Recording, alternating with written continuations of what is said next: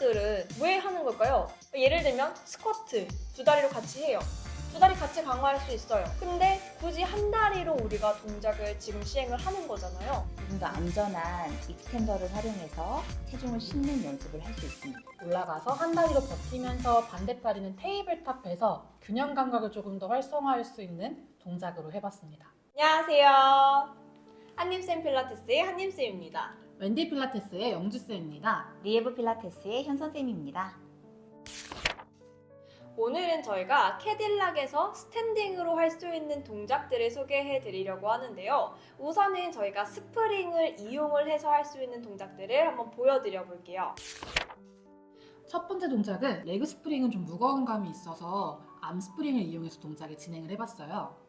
그래서 캐딜락에서 저희가 높이 올라가지 않고 바닥에서 시행을 하는 걸로 진행을 해봤고요. 발목이나 허벅지에 스프링을 끼고 다양한 움직임들을 한번 더 해봤어요.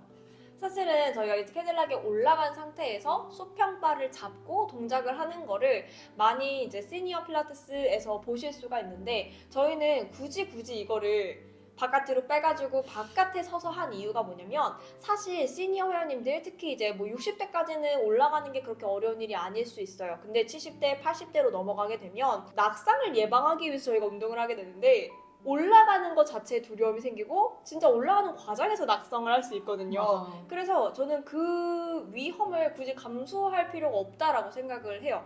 그래서 오히려 바깥으로 빼서 그냥 바닥에 서서 그냥 매트만 깔고 한다거나 하는 게 저는 조금 더 안정적으로 느껴져서 그 버전으로 저희가 보여드리는 거고요. 올라가셔서 하실 수 있는 정도의 회원님이시다라고 한다면 캐딜락 위로 올라가서 그냥 수평바 잡고 하셔도 괜찮습니다.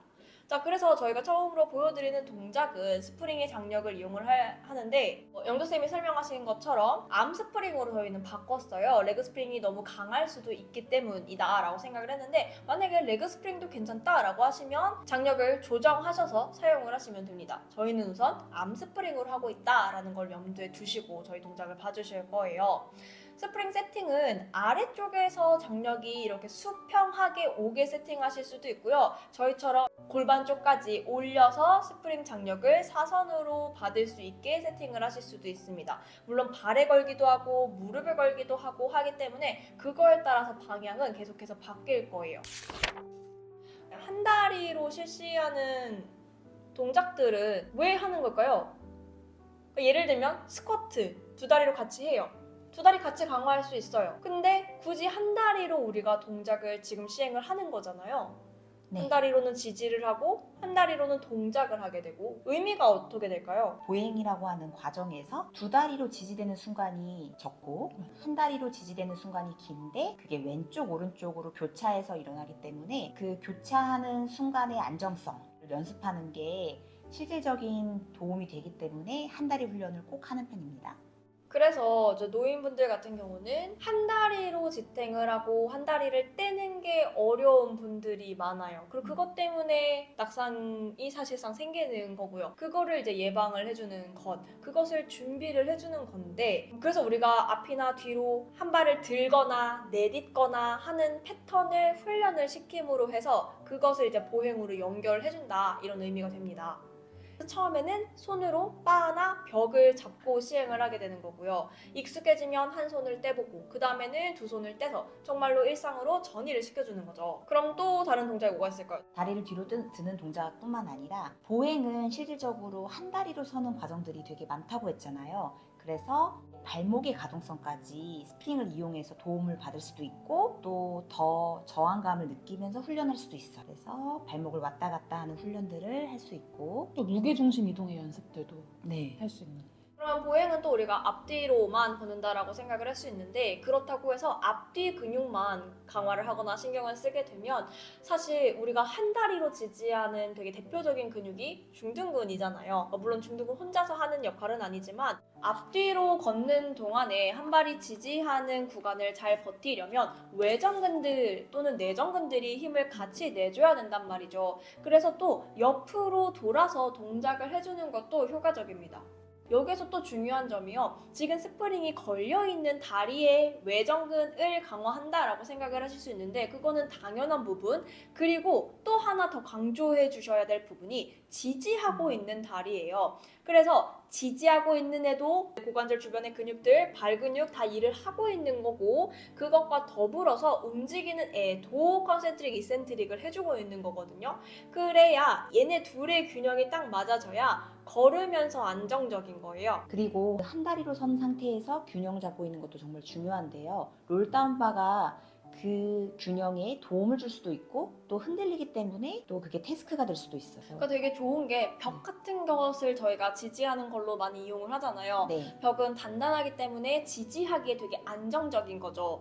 근데 그걸 계속 지지하고 쓰다가 갑자기 또 손을 뗐을 때는 거기로의 연결이 좀 어려울 때가 있거든요. 그래서 그 중간 역할을 되게 롤다운바가 잘 해주는 것 같아요. 네. 그러니까 지지감을 일부 주면서도 또 불안정성도 같이 주는 존재? 네. 그리고 암스프링을 이용해서도 저희가 훈련을 할 수 있는데요. 손에는 암스프링을 걸고 그리고 앞에는 박스보다는 조금 더 안전한 익스텐더를 활용해서 체중을 싣는 연습을 할 수 있습니다. 암에 저항이 걸리기 때문에 그 저항을 이기고 발바닥에 체중 지지를 할 수도 있고 또 이 저항이 움직임을 어떻게 하는 것이다라는 가이드도 돼주기 때문에 정확하게 동작을 수행할 수도 있어요. 저희가 처음 시작할 때는 발 또는 무릎 이렇게 하지 쪽에다가 스프링 장력이 걸리도록 세팅하는 동작들을 알려드렸고요. 그리고 방금 전에는 그러니까 팔 상지 쪽에다가 스프링의 장력이 걸릴 수 있게 세팅을 한 동작들을 알려드렸단 말이에요.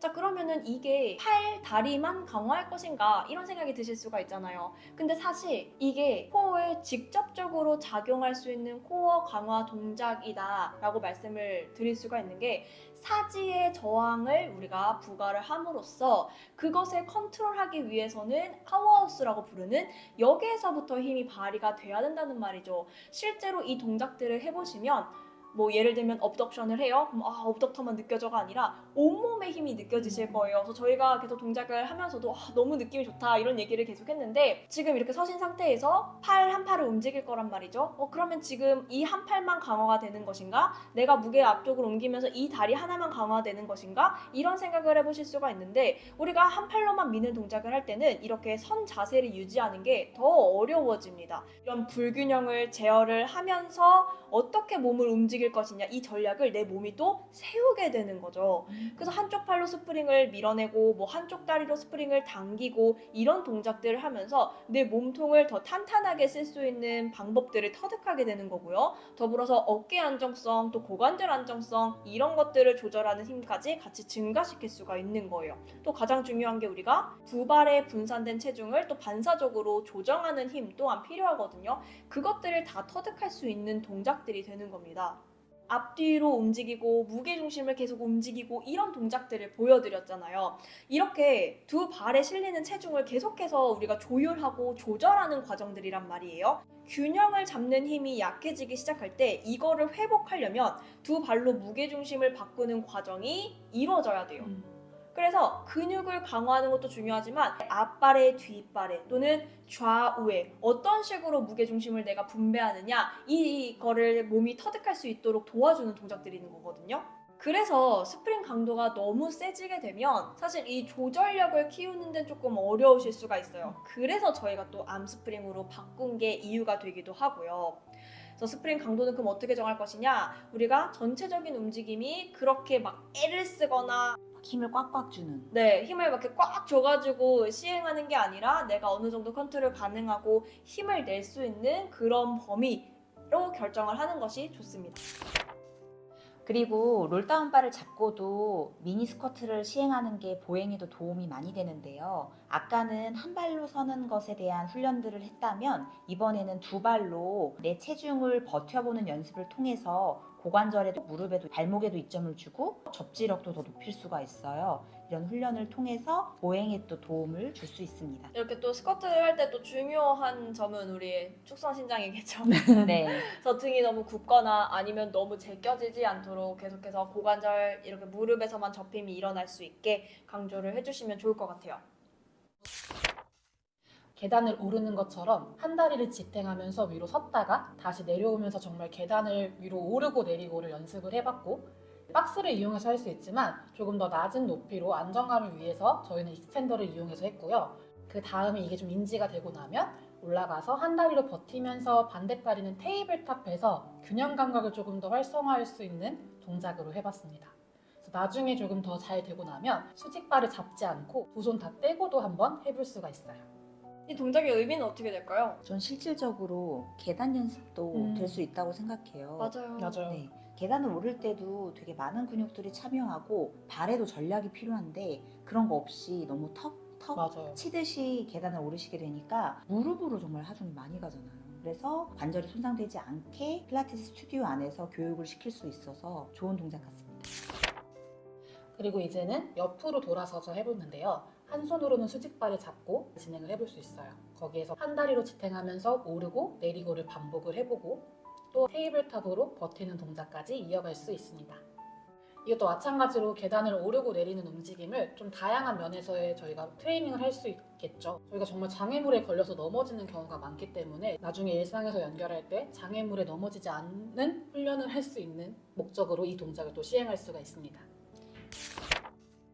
앞뒤로 스윙을 만들거나 양옆으로 스윙을 만드는 동작을 시행하기를 좀 권하는 편인데 그 이유가 사실상 이게 직접적인 코어에 대한 챌린지예요. 그러니까 저는 이 동작을 막 뭐 업덕터를 강화할 거야, 플렉서를 강화할 거야, 익스텐서를 쓸 거야 이런 의미에서 하는 게 아니라 이렇게 내 사지가 움직일 때, 특히 지금 하지지만요, 앞뒤로 움직일 때, 이렇게 옆으로 움직일 때 내 코어 버텨줄 수 있니?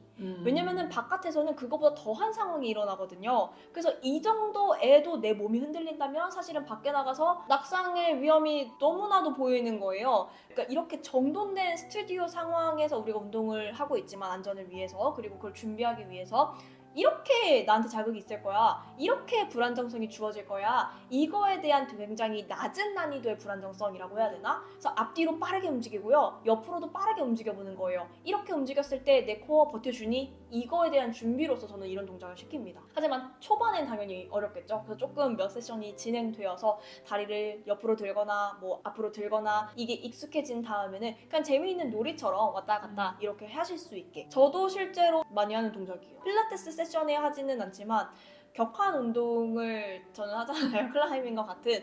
그러면은 나 이렇게 격한 상황이 다가오기 전에 내 코어 버텨줄 수 있니?에 대한 챌린지이자 준비로서 저는 많이 사용을 합니다. 이렇게 해서 오늘 캐딜락에서의 스탠딩 동작들을 알아봤고요. 시니어 수업을 하시면서 겪었던 것들이나 공유하고 싶은 게 있으면 댓글로 많이 남겨주세요. 구독, 좋아요, 댓글, 알림 설정 부탁드립니다. 감사합니다. 끝! 엉망이네요. 힘들었어. 엉망이네요. 구독, 좋아요, 좋아요, 댓글, 댓글. 알림 설정 이렇게 해줘야 돼요. 맞아. 알림 설정. 알림 설정.